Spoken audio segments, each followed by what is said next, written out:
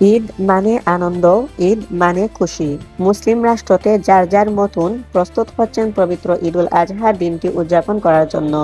তবে ফিলিস্তিনি এই শিশুটির জন্য মোটেও তা আনন্দের দিন নয়। শুধু এই শিশুটি নয়, গোটা ফিলিস্তিনে এখন বিচ্ছেদের ছায়া চলছে। গাজার জাবালিয়া শরণার্থী শিবিরে ঈদের আনন্দের কোনো ছায়াই নেই।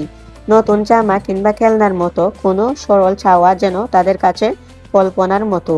তবুও ঈদুল আজহার উপলক্ষে ধ্বংসস্তূপের ভিতরে গড়ে ওঠা দোকানপাটে বাচ্চাদেরকে নিয়ে কেনাকাটায় দেখা যায় গাজাবাসীদেরকে।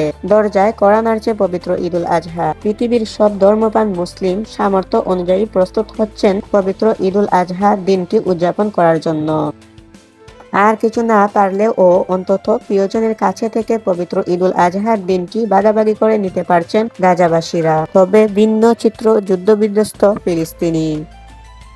উপত্যকাটিতে ঈদের আগেও বন্ধ হয়নি ইসরায়েলি আগ্রাসন। অব্যাহত ধ্বংসের মধ্যেই একদিকে প্রাণ বাঁচানোর লড়াই, অন্যদিকে অর্থনীতির সঙ্গে যুদ্ধ, দ্রব্যমূল্যের ঊর্ধ্বগতি সামলাতে হিমশিম খাচ্ছেন ফিলিস্তিনিরা। ইসরায়েলি আগ্রাসনের কারণে অর্থনৈতিক অবস্থায় ধসে পড়েছে ফিলিস্তিনিরা।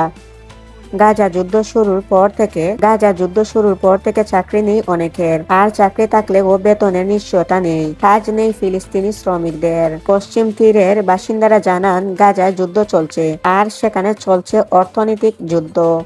একটি বেড়া যদি কেউ কিনতে চায়, তাহলে তাকে তার বাড়ি বিক্রি করে দিতে হয়। সবকিছুর দাম অনেক বেশি। ক্রেতারা না থাকায় বেড়া বেচা কেনার বাজারে একটি বেড়ার দাম $1000। প্রিয় দর্শক, ফিলিস্তিনিদের এই দুঃসময়ে আমরা আমাদের জানমাল দিয়ে কিছু না করতে পারলেও অন্ততপক্ষে ফিলিস্তিনিদের জন্য আল্লাহর কাছে দোয়া করবেন সবাই। আজকের নিউজ এই পর্যন্ত। ভিডিওটি ভালো লাগলে লাইক করে, শেয়ার করে বন্ধুদের কাছে পৌঁছে দিবেন। ধন্যবাদ সবাইকে।